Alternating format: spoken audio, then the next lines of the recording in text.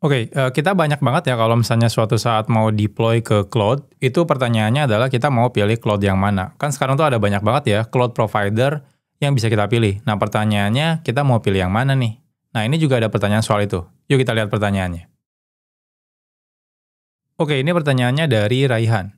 Kang, gimana cara nentuin cloud service ya? Apakah cuma berdasarkan harga sama reliability aja? Kalau contoh aplikasi kecil-kecilan kan biasanya tinggal pilih sesuai harganya aja. Tapi kalau udah mau scaling itu gimana ya biar optimal? Masih ragu buat pilih platform lokal kalau buat aplikasi besar. Oke, jawabannya memang sederhana sih. Cara memilih cloud service itu pertama kali itu yang pasti adalah harganya. Jadi di beberapa tempat saya juga baik lagi ya, bahkan teman-teman saya juga ujung-ujungnya pasti ke harga. Maka dari itu kalau misalnya ada penawaran yang lebih murah, biasanya akan dipertimbangkan untuk dicoba dulu. Kenapa? Karena infrastruktur itu salah satu tagihan yang lumayan besar ya.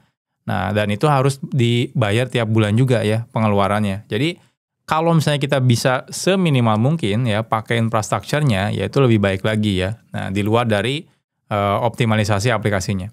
Oke, jadi memang jawaban pertama memang biasanya yang akan dipertimbangkan itu selalu dari harganya.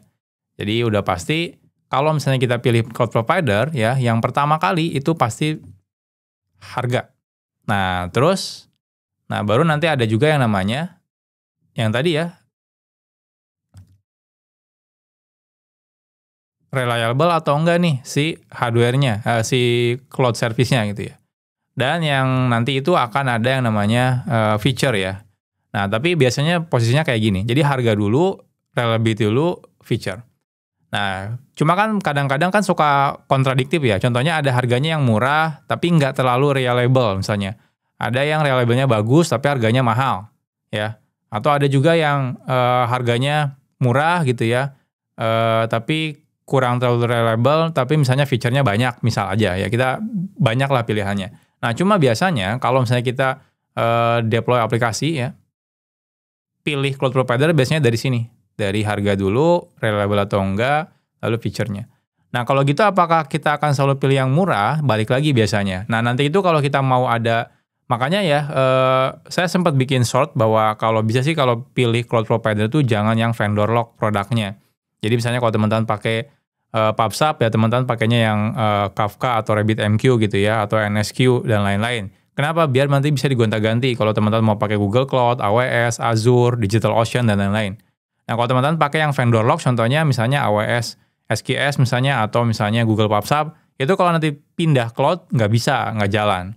Nah, kenapa kita butuh yang nggak vendor lock? Contohnya misalnya ya, kita tahu nih ada harga yang murah. Saya nggak akan sebut merek misalnya ya. Misalnya, kita bilang di sini ya, yang harganya murah misalnya A gitu ya. Nah, tapi A itu tidak reliable misalnya ya. Nah, tapi yang reliable itu misalnya B. Nah, tapi B juga selain reliable misalnya feature-nya juga banyak. Nah, kita akan hindari feature gitu ya. Kita pengennya yang bisa jalan di semuanya misalnya. Jadi di harga di cloud-nya itu bisa di A, B, C, D, E, F, G itu bisa misalnya. Nah, seperti itu. Nah, lalu misalnya dia ada juga yang reliable misalnya C. Lalu ada juga yang reliable D gitu ya. Nah, nanti baik lagi. Nah, kalau misalnya ada kebutuhan seperti ini, maka kan biasanya kan kalau kita deploy aplikasi kan kita nggak mungkin tiba-tiba langsung naik ke production. Ada juga yang namanya QA atau staging dan lain-lain. Nah, jadi kalau kita nanti deploy aplikasi, contohnya misalnya ada prod. Nah, kalau pilihan production itu pasti yang dipilih adalah yang paling reliable ya. Kenapa? Kan kita nggak mau bentar-bentar down aplikasinya. Kan kita nggak mau. Jadi kita pengen pilih yang reliable. Nah, tapi pertanyaannya yang reliable ini ada 3, B, C, dan D. Nah, sekarang pilih yang mana? Yang udah pasti pilih yang harganya paling murah di antara ini. Gitu ya. Contohnya misal aja C yang paling murah, ya udah kita pilihnya yang C kayak gitu. Nah, seperti ini. Nah, terus kalau gitu ngapain dari awal kita ada harga kayak gini? Nah, biasanya yang di non-production itu kan cuma dipakai buat internal doang misalnya.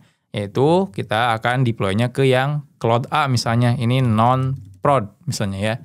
Ya, contohnya yang QA, staging, development server, dan lain-lain. Kita pilihnya ke yang ini. Kenapa? Yang harganya murah.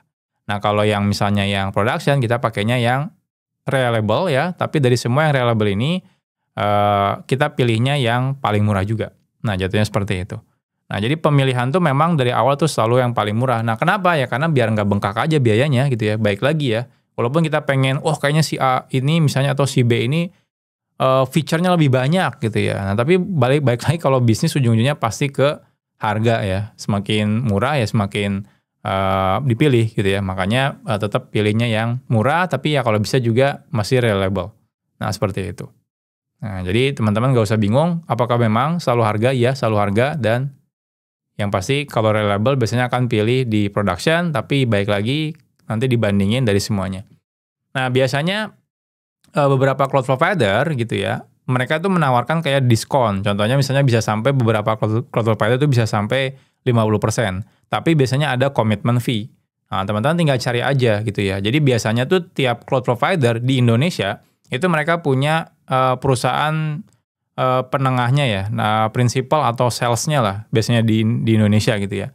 Nah, sebelum teman-teman gunakan, teman-teman bisa minta diskon. Nah, beberapa cloud provider ya yang pengalaman saya tuh bisa sampai kasih diskon 50%, tapi biasanya ada komitmen. Contohnya komitmen minimal pembelian sekian dan minimal kontraknya misalnya 2 tahun atau 1 tahun atau 3 tahun. Baru nanti dikasih diskon 50%. Nah, ada tuh yang kayak gitu. Jadi teman-teman juga bisa coba nawar gitu ya, minta diskon ke si cloud provider-nya. Jangan kalau teman-teman memang udah jelas ya, kita kebutuhannya gede gitu ya, misalnya butuh 100 server misalnya. Nah, dibanding teman-teman langsung setup di cloud-nya, which is teman-teman akan pay as you go ya, bayar sesuai kebutuhan. Di awal teman-teman udah jelas misalnya butuh 100 server selama beberapa tahun. Mendingan langsung aja kontak sales-nya dan minta penawaran. Nanti teman-teman bisa compare dari semua cloud provider, penawarannya yang paling bagus mana, teman-teman bisa pilih yang paling murah. Nah, itu juga yang saya lakukan di tempat saya kerja. Jadi kita compare dulu dari semua penawaran cloud provider dan kita milih yang paling bagus penawarannya. Jadi itu doang ya sebenarnya cara milih cloud service-nya. Jadi jawabannya bukan karena hal teknis.